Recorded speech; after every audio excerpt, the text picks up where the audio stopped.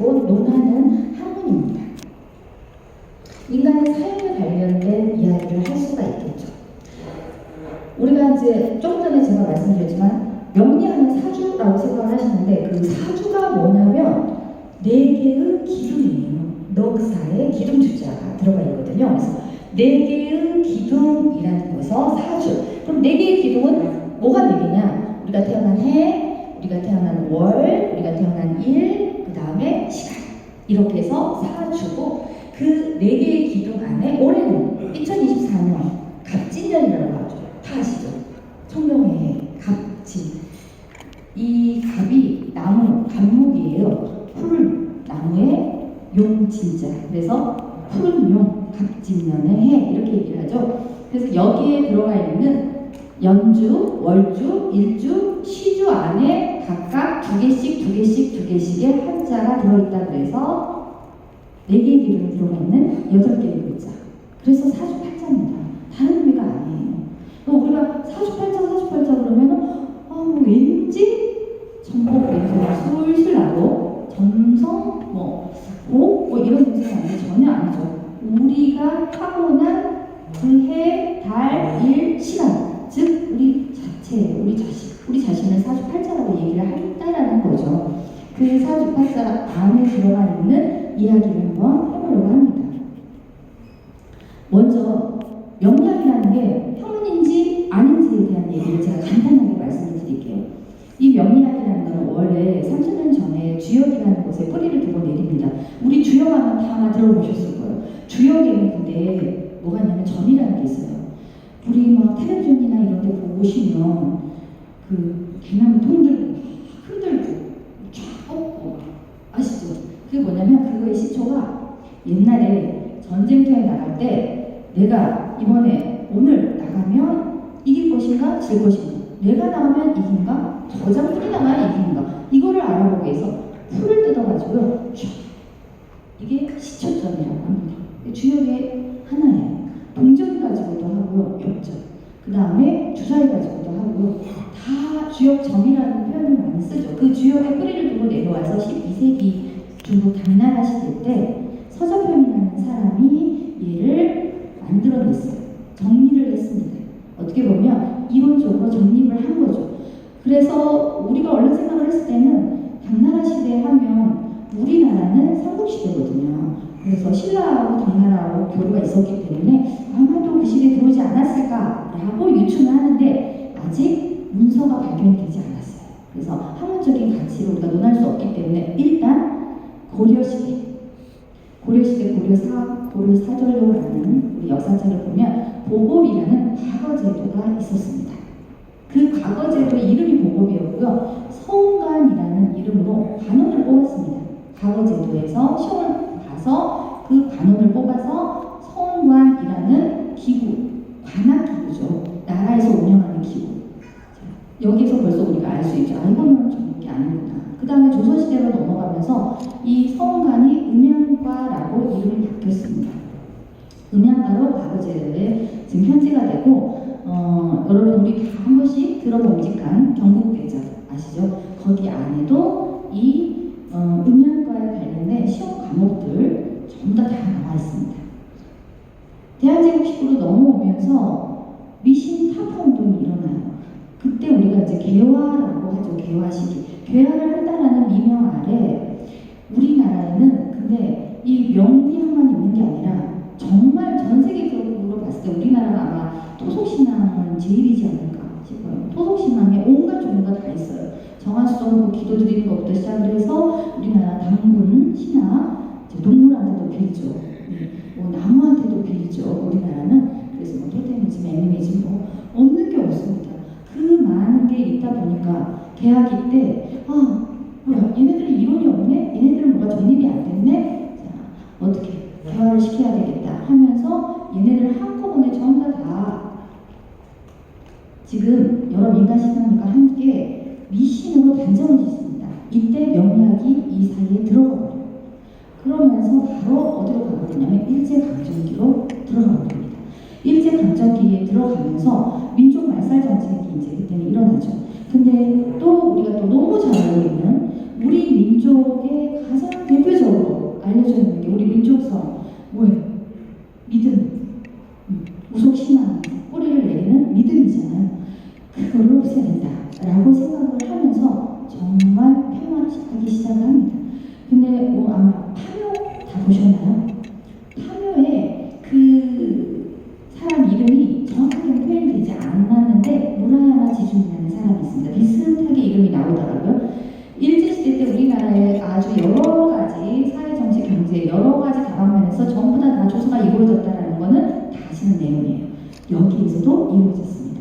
그래서 이런 문화적인 부분에서 조사를 많이 하신 분이 무라야마 지준이라는 사람이 대표적인데 그 사람이 이 우리의 명리학이라는 것을 이 조선문화 자료 수집 과정에서 어떻게 보였어요?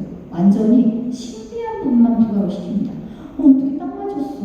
어떻게 그렇게 맞지? 그건 뭔가가 있는 거야. 학문적이 아닌 신비로운 부분만 부각을 시키다 보니까 어떻게 되냐면 결국은 지금 미개한 문화로 평가전화돼 버립니다. 그러다가 이제 해방이 돼버렸어요.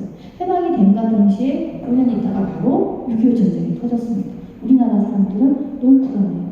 미래도 불안하고 현재도 불안하고 불안하니까 자꾸 누군가한테 기대게 되잖아요. 그리고 물어보게 되잖아요. 명리학을 공부하셨던 사람들이 뿌리가 쭉 내려오다 보니까 알려주게 되는 거죠. 이렇게 한 명 한 명 알려주다 보니까 어떻게 돼요? 그 시대에 이 불안한 감정과 그 다음에 돈벌이 수단의 하나로 얘가 하나가 뭉쳐지면서 이 사람들이 밖으로 나오기 시작합니다. 정말 유명하지 않은 이상은 찾아가기가 힘들잖아요. 그래서 나오기 시작합니다. 근데 나오면서 이제 정술과 미신으로 굳어져 버리게 된 거죠. 근데 그 시대 때 1960년대 이후부터는 이제 제1대 명리학자분이라고 해서 이제 유명한 분들이 나오시기 시작하는데 1970년대에 카터 대통령이 우리나라를 방문을 할 때가 있었어요. 그래서 그 유명한 일화가 있죠. 박정희 대통령이 헬리콥터를 타고 전국을 쭉 이제 돌잖아요. 그러면서 이제 고속도로도 뚫어라, 뭐도 뚫어라 막 하는데 그때 뭐가 있었냐면 이렇게 탑골공원 있는 데랑 부산 영도다리 있는 데랑 뭐 사람들이 막 자판을 다 깔아놓고 너무 많은 거예요. 도대체 저 사람들이 뭐야? 너무 지저분하니까. 알고 봤더니 이렇게 명의로 풀어주는 사람들이 너무 많았던 거예요. 그래서 뭐라고 했냐면 당장 들어가라고 해요. 그럼 이 많은 사람들이 당장 생계가 달렸는데 어떻게 들어가요? 그래서 간판을 다 똑같이 달고 그 간판이 철학관. 네, 그게 철학관입니다.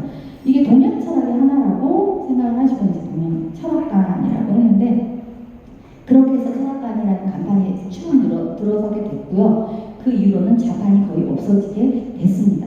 왜 부산의 영도단이 갑자기 툭 갑툭튀가 됐는지는 아시죠? 1.4 때까지 해서 쭉 부산으로 내려가고요. 그 이후에는 영도단이가 개설이 되면서 관광객들이 그렇게 많이 몰렸답니다. 사람이 많이 몰리니까 당연히 이렇게 돈벌이 수단으로도 들어가게 된 거죠. 1960년대 이후에 이제 일대일제 학자들이 들어오면서 백영관 선생님, 이석영 선생님, 박재환 선생님, 박재현 선생님 같은 일대 명리학자들인데 뭐 지금도 인터넷 쳐보셔도 바로 나와요. 굉장히 유명한 일화들이 아주 많습니다. 뭐 박재환 선생님 같은 경우는 박재환 선생님 같은 경우는 이 백영관 선생님이 쓴 책이 사주정설이라는 책이 굉장히 유명한 책이 있는데 이분이 검사세요.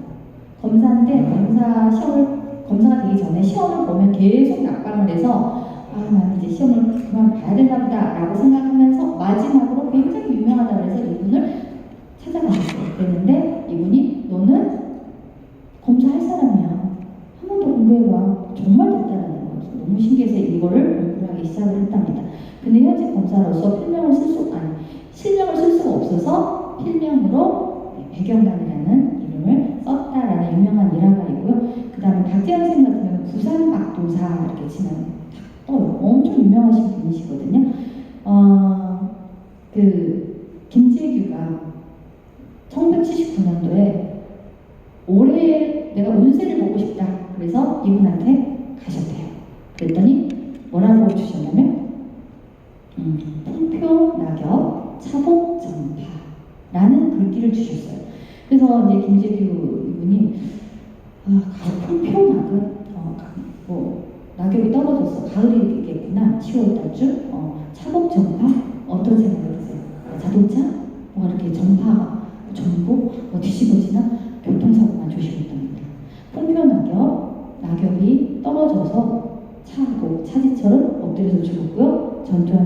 의해서 나는 당했다.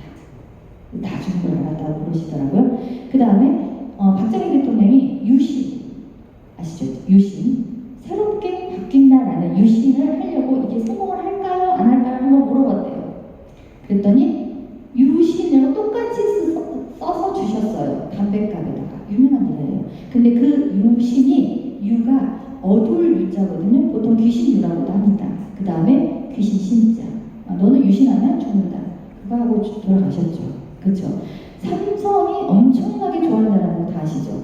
삼성의 이병철 회장님이 또 삼성의 미래에 대해서 한번 물어보고 싶다라고 해서 비서를 보내셨대요.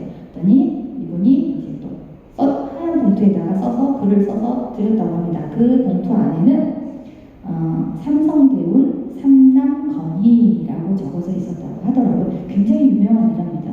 그래서 이런 식으로 재미있는 일화들을 가지면서 이 명리학이라는 게 점점 커지기 시작합니다. 그러다가 1990년대 초반부터 해서 동국대학교의 사회교육원에 처음으로 강의가 들어가게 됩니다. 그리고 1990년도 말부터 해서 각 전국에 있는 각 대학교에 동양문화학과 또는 동양학과, 동양미래학과, 미래예측학과라는 이름으로 전부 다 지금 대학 석사, 박사 과정까지 다 있습니다. 그래서 드디어 이 명리학이라는 학문이 학문으로서 제도권 안에서 지금은 석박사를 배출을 하고 있습니다. 자, 여기까지 해서 제가 간단하게 명리는 학문이다 라는 것에 대해서 설명을 드려봤습니다. 괜찮으십니까? 네. 그러면은 바로 다음으로 넘어가도록 하겠습니다. 아까 제가 말씀을 드렸죠. 명리학이라는 것은 음양과 오행으로 이루어져 있다. 먼저 오행에 대해서 목화토 공수가 우리가 너무 잘 알고 있는 거예요. 이렇게 보시면 갑을병정, 무기, 경신, 인기 너무 많이 듣는 그게 이제 식간이라고 해서 10개의 하늘에 떠있는 식간, 다른 말로 천간이라고도 하고요. 땅에 있다라고 해서 우리를 나타내는, 땅에 있으면서 우리 자신을 나타내는 게 자축, 유진성, 신유수해. 우리 흔히 알고 있는 뭐냐면 띠. 우리가 그 해에 태어났다라는 그 띠를 의미를 합니다. 그래서 여기 앞에 있는 갑하고 저기 지지에 있는 진하고가 만나서 올해는 갑진이 되는 거예요. 내년에는 뭐가 되느냐면 이 내년에는 갑 다음이 을이잖아요. 진 다음에 뭐가 있냐면 사가 있습니다. 그래서 내년에는 을사년이에요. 작년에는 갑 앞에 있는 개, 진 앞에 있는 묘, 작년에는 개면년이죠. 이렇게 갑니다. 얘네가 이렇게 서로 짝꿍을 지어서 만나면 한 바퀴를 다 돌면 어떻게 되냐면 60번을 도는 거예요. 60년. 그래서 60년 다 돌고 나면 다시 갑자로 돌아옵니다. 그래서 우리가 환갑잔치를 하죠. 갑으로 다시 되돌아와요. 제가 항상 강의를 하면서 드리는 말씀인데 우리의 생활 곳곳에 전부 다 이 명리가 들어있어요. 전부 다 사용을 하고 있어요. 벌써 환갑도 지금 그런 의미로 지금 환갑입니다. 다시 한 바퀴 돌았다라는 얘기예요. 다른 의미가 있는 게 아니에요. 우리가 사용하고 있는 것들에서 이렇게 다 드러난다는 거죠. 이거는 제가 이제 나중에 시간이 되면 해드리려고 하는데 이제 우리 보통 그런 얘기 많이 하죠. 뭐 흔하게 야 난 빨간색이 맞대, 나는 노란색이 맞대, 나는 뭐 검정색 옷을 입어야 된대, 뭐 이런 얘기를 많이 하시잖아요. 연애작평이라는 명리학의 고전이 있습니다. 그 고전에 보시면 이렇게 색깔에 대한 방위와 색깔에 대한 얘기가 나와요. 예에서 우리가 이제 그런 얘기들을 뽑아내서 말씀을 드리는 거고요. 두 번째는 뭐 휴대폰 번호, 자동차 번호, 번호부터 하죠. 그거는 하도 낙서라는 아주 옛날 3,000년 전, 5,000년 전부터 내려오는 그 거기에서 그 숫자를 또 우리가 유추해서 뽑아내는 겁니다. 이거는 나중에 이제 시간이 되면 하고요. 이제 저한테 주어진 시간이 아주 많지 않기 때문에 간단하게만 말씀을 드리겠습니다. 목화통수에 양이 있다는 거죠. 그래서 이렇게 보시면 목은 양목과 을목이 있는데 오른쪽에 보시는 게 간목이 양이고요. 을목이 음입니다. 제가 지금 이걸 다 설명을 드리면 시간이 그럴 것 같아서 일단은 제가 먼저 간단하게 화도 마찬가지로 양과 음으로 나뉩니다. 병화가 양하고요. 정화가 음합니다. 토도 마찬가지입니다. 무토와 기토 모든 게 다 양과 음으로 나뉘어져 있습니다. 금도 마찬가지입니다. 마찬가지입니다. 경금, 신금이라고 하고요. 자, 그 다음이 수도, 임수, 계수라고 해서 10개로 나눠주는 겁니다. 그래서 5개 오행이 음과 양으로 나눠져 있어서 얘네가 전부 다 10개가 되는 겁니다.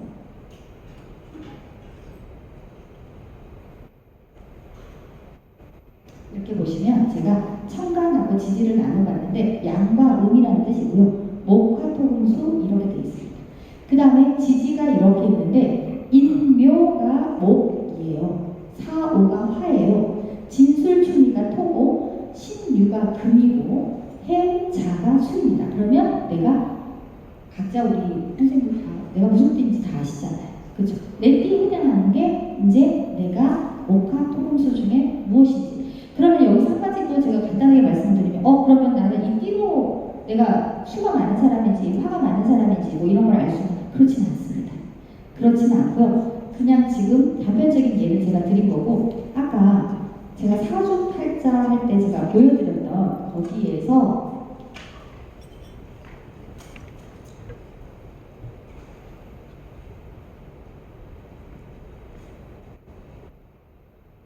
여기에서 일주 있죠. 일주라고 적어진 저게 납니다. 저게 표시된 게 나라는 사람이고요. 이거를 그러면 어떻게 합니까? 그래서 우리 뭐 철학관이나 어디나 뭐 이렇게 가게 되면 뭐지? 그 생각 그 TV에서도 또 누구죠? 갑자기 제가 지금 생각이 안 나는 야구 선수 양준혁. 예. 양준혁이 뭐 그거 보러 갔더라고요. 예. 와이프하고 딸 이름 딸인지 아닌지 모르겠어요. 애기 이름 짓는다 거기 가셔가지고 하는데 그분이 뭘 이렇게 펼쳐가지고 보시죠. 그게 만세력이라는 책이에요. 그 만세력에서 이거를 전부 다 찾아내는 겁니다. 다 찾아내셔가지고 이 일주에 해당하는 게 나예요. 그러면 여기에 내가 화기운이 많은 사람인지 수기운이 있는지 목기운이 있는지 이거를 다 알 수가 있습니다. 그래서 그 다음에 보시는 게 각각에 대한 설명을 제가 다 드리고는 싶은데 지금 시간이 없으니까 일단 이렇게 놓고 보시고 이 천간이 갑을이 목이고요. 인묘가 지금 목입니다. 그러니까 갑과 을, 인묘는 짝꿍이죠. 그렇죠? 자, 병정, 사오도 짝꿍입니다. 화기운이에요. 저는 개인적으로 정하거든요. 화를 가지고 있거든요. 정합니다. 정하면 붉은색이에요. 그래서 저는 간단하게 갑작스럽지만 저는 이제 뭐 뭔가가 내가 자신감이 필요하거나 나한테 막 힘을 주고 싶다. 그럴 때는 빨간색을 주로 많이 착용을 하고요. 저는 휴대폰이 항상 붉은색 계통입니다. 기본적으로 제가 막 액세서리 같은 거 가지고 다니고 그런다고 해서 옷은 막 빨간색을 입지는 않습니다.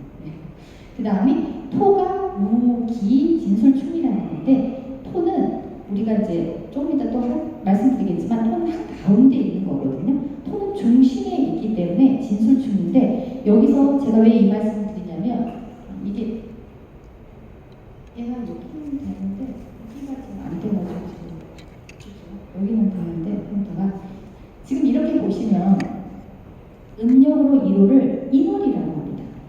이게 1이에요. 1. 인월이 1이라는 뜻이고요. 묘가 2월이고요. 지금 3월이 진이 3월이고요. 4월이 지금 4예요. 5월이 5 이렇게 갑니다. 그 다음에 6월은 미고요. 미토할 때 미고요. 7월이 신. 그러니까 지금 이렇게 해서 12월 달까지 가는데 우리가 보통 입춘이 양력으로는 2월이지만 음력으로는 1월입니다. 그리고 새해의 시작은 입춘부터 시작을 합니다. 그래서 1월부터 시작을 하거든요. 그래서 1월이 가는 건데 이 토는 진술충이가 1, 2, 3, 4, 5, 6, 그 다음에 7, 8, 9, 10, 11월, 12월이 진술충이에요.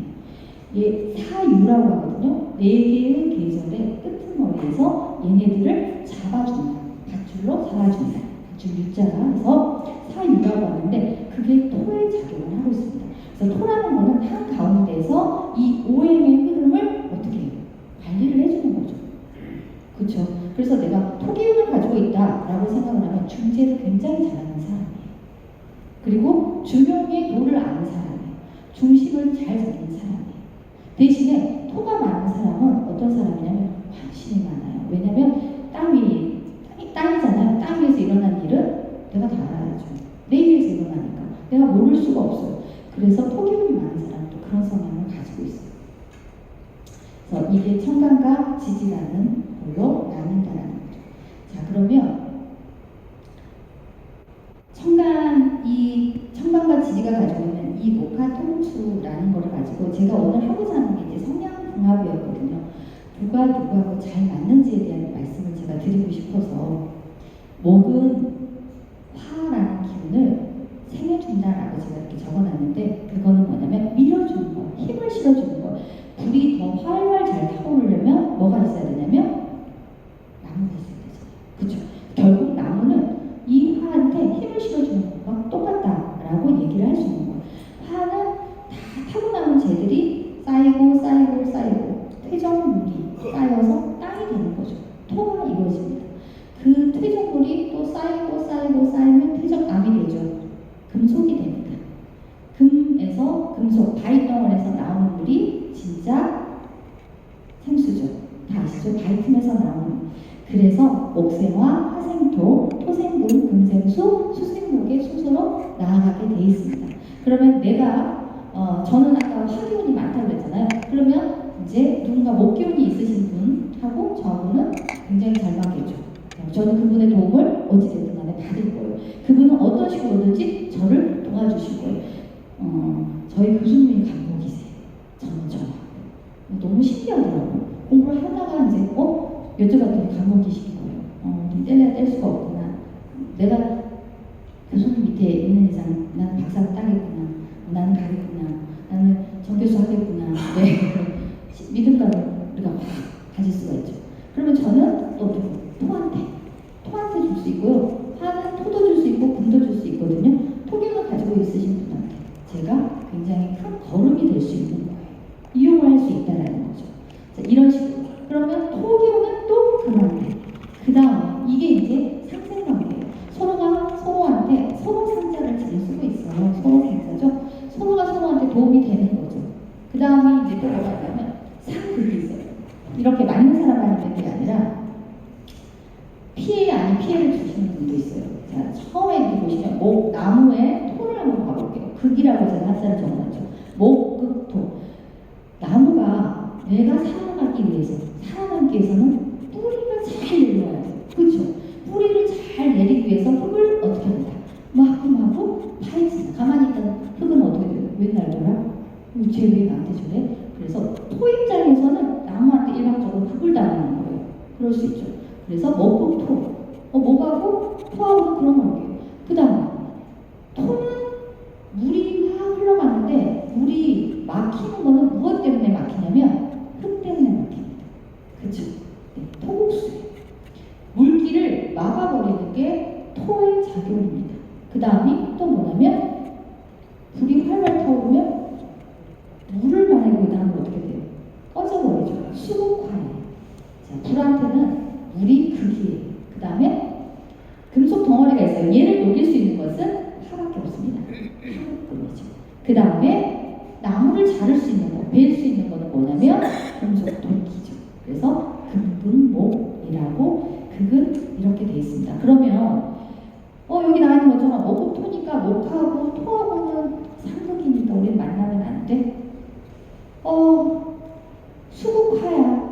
나는 한때 수기를 가지고 있는 사람하고 만나면 안 되네. 내 불을 끌 거니까. 자, 꼭 이렇게만 해석을 할 수 있을까요? 그렇지 않습니다. 만약에 역으로 생각을 해보면 땅이 있는데 우리가 겨울에서 몸으로 갈 때 농사를 잘 짓기 위해서 땅을 어떻게 하죠? 한 번씩 뒤집어 엎잖아요. 그 과정이 꼭 필요하잖아요. 땅은 스스로는 뒤집어 엎을 수 없어요. 누군가가 와서 해줘야 돼요. 사람이 하지 않아요. 그러면은 나무들이 해주는 게 너무 감사한 거예요. 뒤집어주는 게. 오히려 그걸 해주는 게 너무 좋은 거죠. 그렇죠? 자, 토목수 관계에서 물이 너무 많아. 너무 막 넘쳐요. 흙이 막아주지 않으면, 제방이 있어서 막아주지 않으면 어떻게 난리가 나죠. 감사한 거죠. 물에게 있어서. 불이 너무 많아. 이 불을 꺼야 돼. 수가 너무 감사한 거죠. 금속 덩어리는 있는데 얘가 덩어리예요.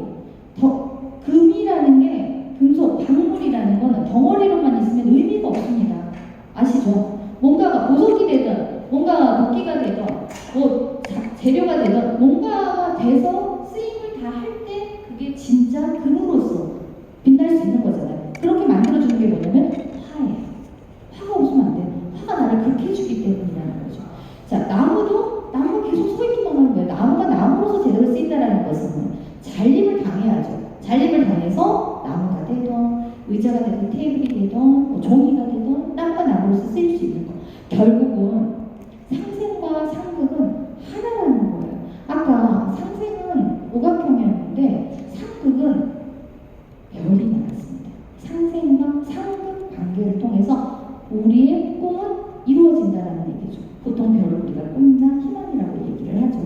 그래서 제가 이제 오늘 드리고 싶은 말은 사극이다. 그래서 너무 안 맞아.가 아니라 이 안 맞다고 생각되는 이 상극 관계를 더 잘 활용을 하면 오히려 우리한테는 엄청난 거를 가져다 줄 수 있다.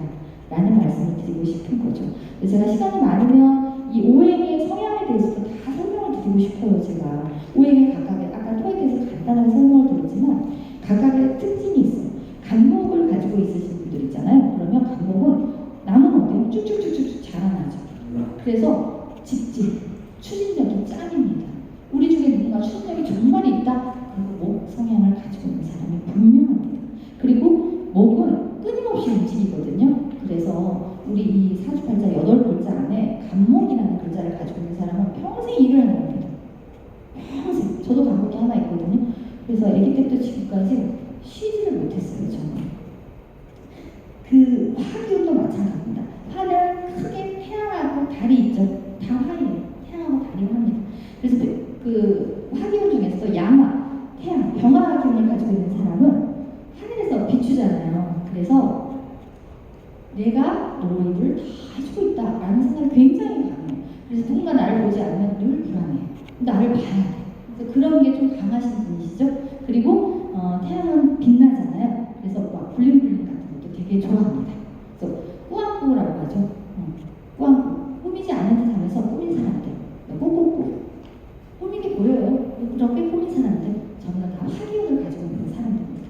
그래서 꾸꾸꾸가 병하고요. 꾸안꾸가 정합니다. 저는 이제 정합니다. 꾸안꾸. 꾸미지 않은 듯 그래도 나름 신경 쓰고 오늘도 나름은 신경을 쓰고 온 거거든요. 여기에 제가.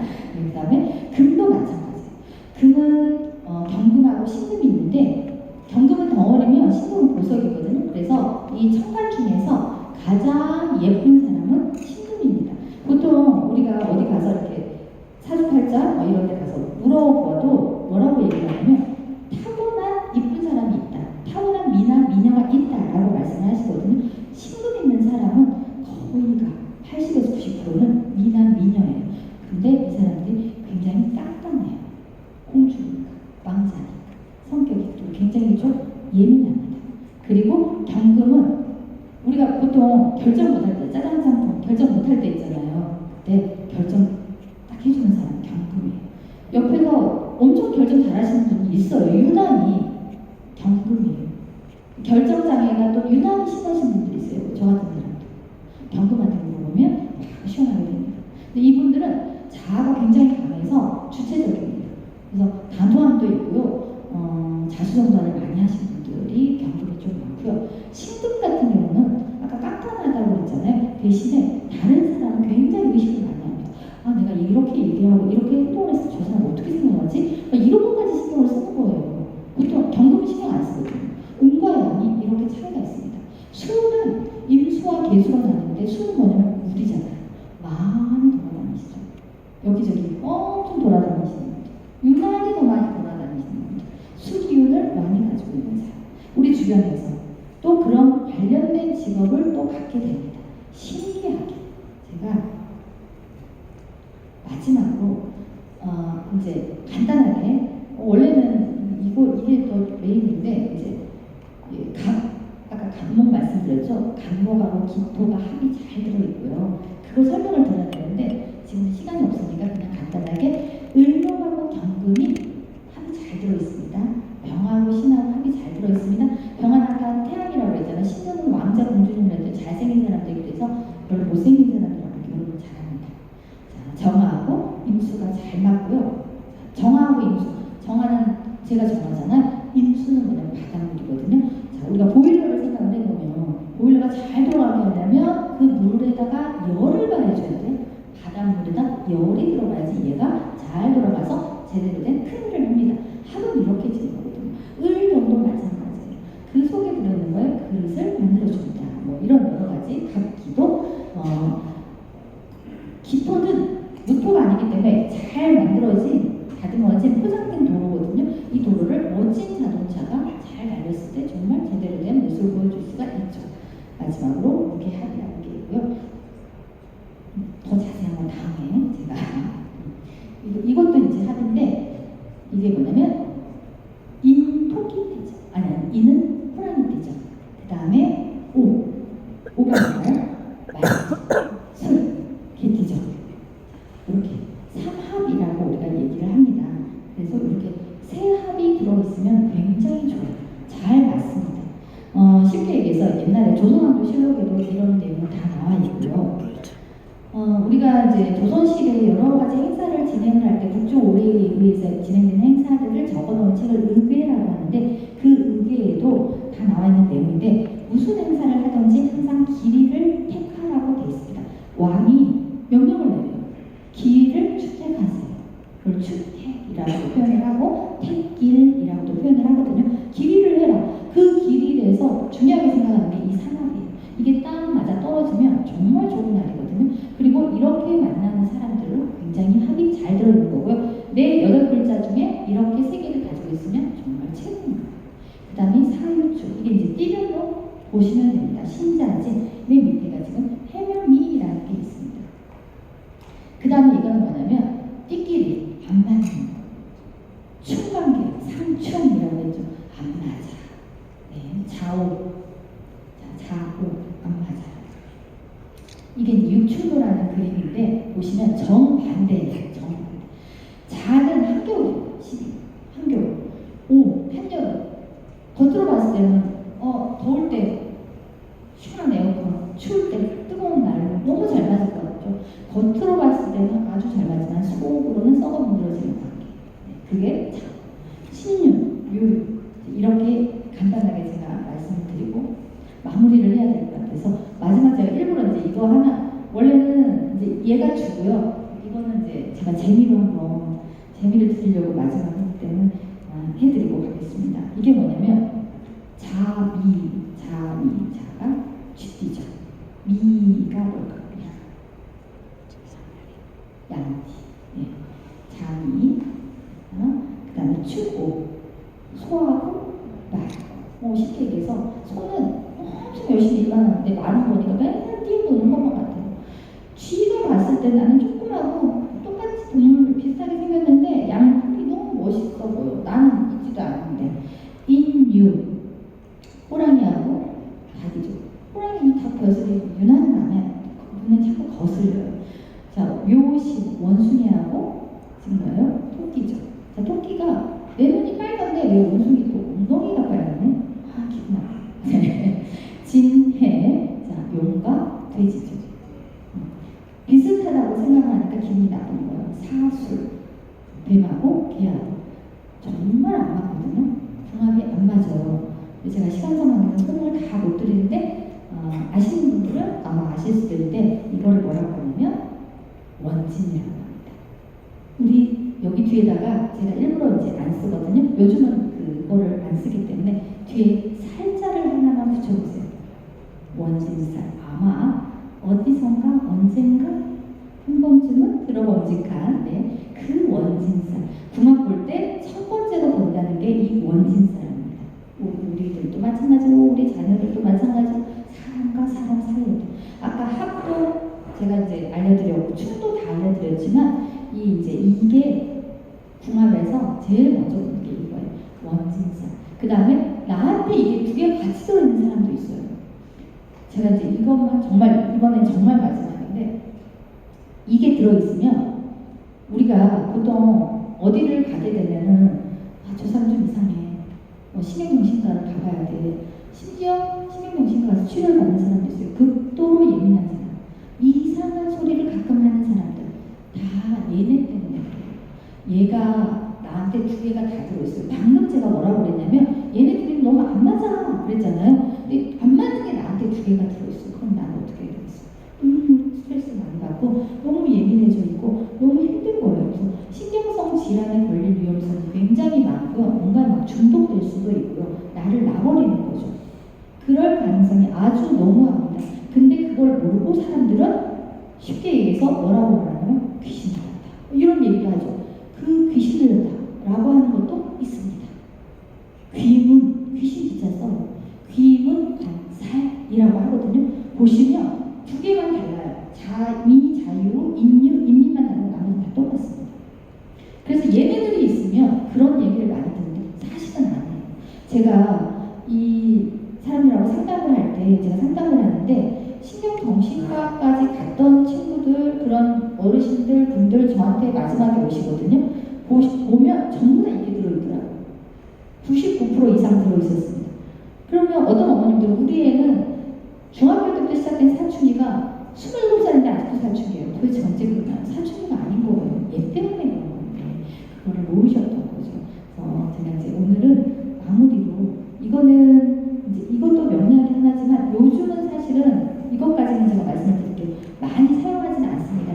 궁합에서는 지금도 쓰고는 있는데 저희 명리학에서는 이걸 신살이라고 하는데 이걸 흉신하고 그러니까 흉살, 길신 합해서 신살이라는 표현을 쓰거든요. 근데 이제 이런 살들은 많이는 쓰지는 않습니다. 근데 이제 마지막으로 재미로 한번 보시라고 제가 올려봤습니다. 네, 감사합니다.